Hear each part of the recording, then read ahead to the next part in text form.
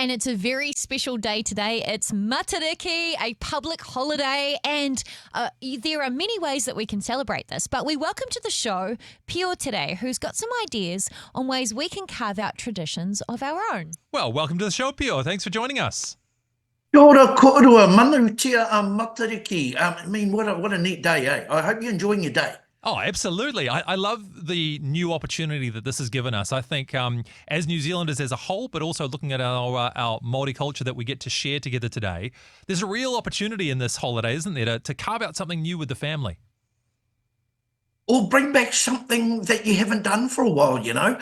Like, kei is just, it's just a big part of culture, in any culture. So sharing a meal together is just amazing. Creating a meal together, maybe look at somebody brings a meal from the lakes, you know, the fresh water. Somebody brings something from salt water, some mussels or something from the whenua, and you all make it together. What a great way to connect. The other thing with Matariki, because I have proudly observed the uptake of Matariki in this country, it's a really good time to sort of mark on your calendar to do things within your whānau that are really special, like, you know, connect with somebody overseas that you haven't spoken to for a while. One of the things that I come across, and I'm talking about Māori men here because I am a Māori man, is that they're a bit reluctant to get their physical checkups. So it's every Matariki, right, within the month of Matariki, I'm going to go because it's all about whānau. I'm going to go and get my checkup. I'm going to make sure I'm healthy, and that's my gift to my whānau, to my mokopuna. And it's just like a diary space to do those sorts of things. It's a good thing to do. Well, it's a significant moment in the calendar. I mean, it's basically the middle of winter, right? And agriculturally speaking, historically, this was when planting was done. And so you'd start a new season of crops. So it's symbolic. It's putting a stake in the ground. It's making a mark in your year, and then perhaps taking an opportunity to figure out what you would like to do with the year ahead. So what are some other things that Pio, you do in your whānau, or you would encourage other people to explore in this Matariki time? One of the things that we do, and I think everybody can do that, is visit our papakainga. So if you can get the chance, so if you come from, I don't know where you come from, maybe you come from Fielding or you were brought up somewhere like that, but go back to those special places and reconnect with those places.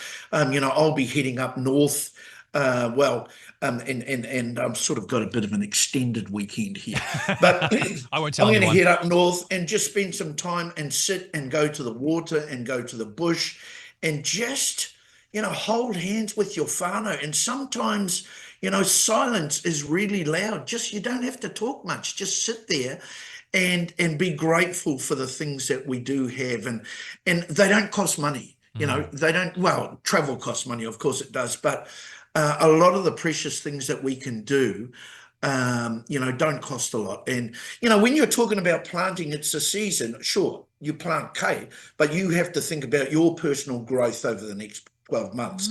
How can you foster other people? Because that's what you do in a garden, all those sorts of things, and maybe even write them down and bring them up again next year and see how you went. Oh, what a great idea. And what about, say, a spiritual component to this as well? Because I know for everybody listening right now, there is that family dynamic, which of course overlaps with the spiritual already anyway.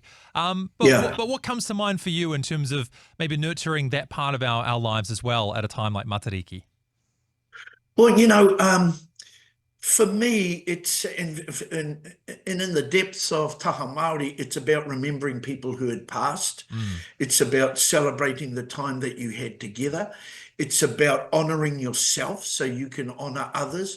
It's about, you know, I know that this coming Sunday that, you know, my mother, who's a devout Catholic up in the Hokianga, that'll be a must for us.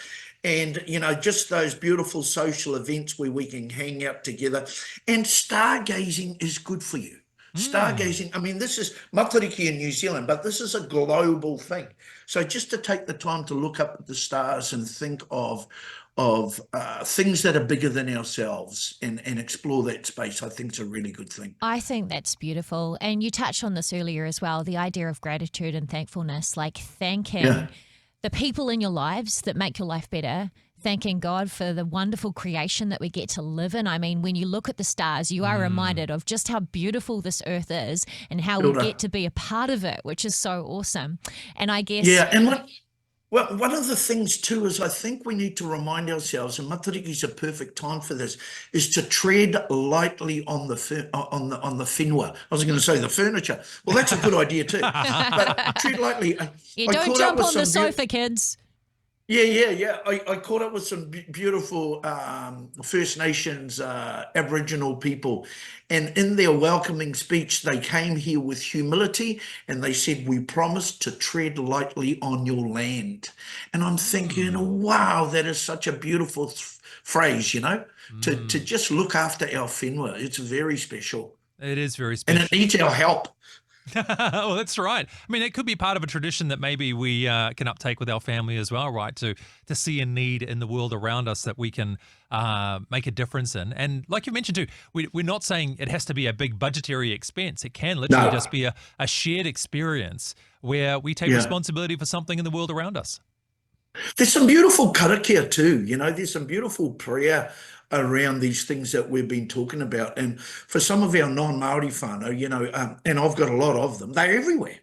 And they're having one of my friends at the office, their kids, primary school, they're having a hangi, and they're going to do their karakia in te reo Māori and te reo English.